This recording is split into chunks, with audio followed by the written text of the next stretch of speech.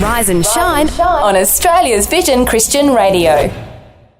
So I'm here at KCC Basecamp and just bumped into Dan Stevens from Samaritans Perth. How you going, mate? Yeah, doing great. Great to be here. So good to meet up with you again. I know we've had a bit to do with you guys over the years with your disaster truck, which I just think is the most cool thing, the big black truck that buzzes around. Yeah, so do we. So I know recently you had the truck at the Gold Coast after the crazy storms and everything that went on there. But where is it at the moment? Is it actually on deployment or where are things at? Because, I mean, obviously there's things happen all over the country. Yeah, so at the moment, it's actually at our base in Sydney, getting ready to go out again. We were last in the Gold Coast, up there for a couple weeks, helping with the storm cleanup.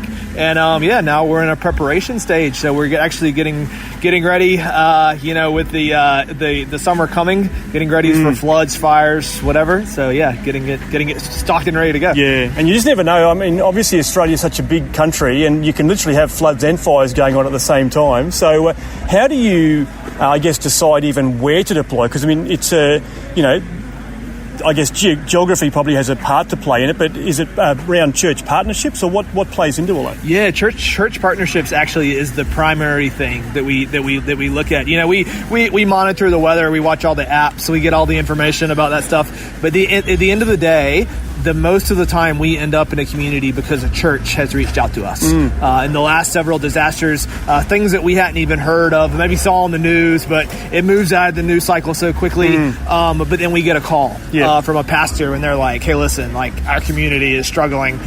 So we get somebody out there and check it out. And normally that's how we get in there, just word of mouth through local churches and the community. So. That's really good. And I think that's the key thing, isn't it? Because, I mean, obviously you don't typically rush in the day after an event, but it's weeks later. But it can be for months after, because I know like places like Lismore, they were 12 or more months still rebuilding and recovering from all that. But you guys are kind of in the mix of all that and providing obviously practical, but also pastoral care. Yeah, exactly. So what we do, we kind of see ourselves as early recovery. So, let SES come in, do their thing, RFS.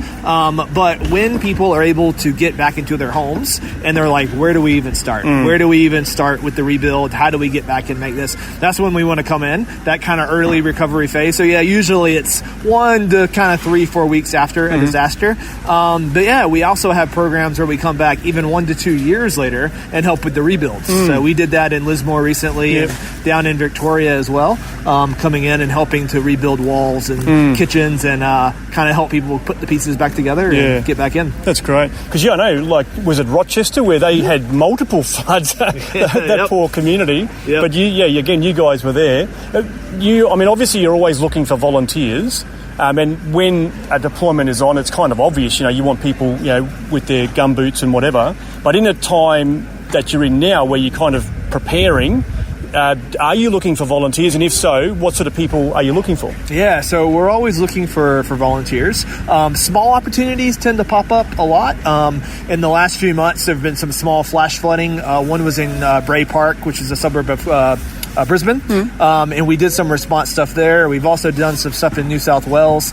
So even with these small ones, we just mobilize volunteers very quickly, even if it's just for a weekend. Just get out there, hit the community, help out. That happens all the time.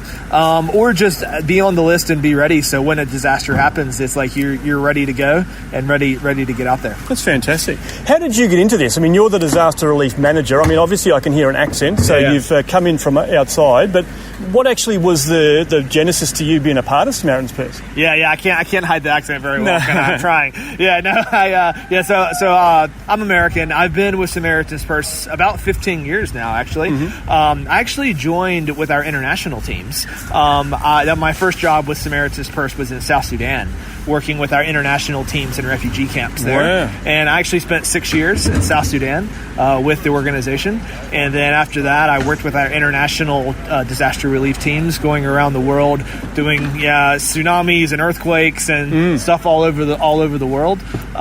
So it was not until 2020 that I got the amazing opportunity to come to Australia. Unfortunately, it was because of the bushfires. But I came out here from the U.S. to help coordinate the teams teams that are responding to fires. And one, I absolutely loved Australia, but two, we found that that more and more disasters were happening in Australia, and there was a need to actually build out the ministry and to do more. So we've grown a lot since then, and continue to grow in disaster relief here. Fantastic. Well, it's been great to catch up with you again here, and good on you for all the great work you're doing. And I just want to commend the ministry to our listeners. How can people jump on board, find out more, and volunteer if they can? Yeah, for sure. So everything's on our website. You can find out more about what we're doing, the projects we got going on, volunteer opportunities, how to donate if that's where your heart leads. But yeah, it's all on the website. So just check it out, SamaritansPurse.org.au. Excellent. Well, Dan Stevens, great to chat. Thanks, man. Thanks, Robbo. Thanks for taking time to listen to this audio on demand from Vision Christian Media. To find out more about us, go to vision.org.au.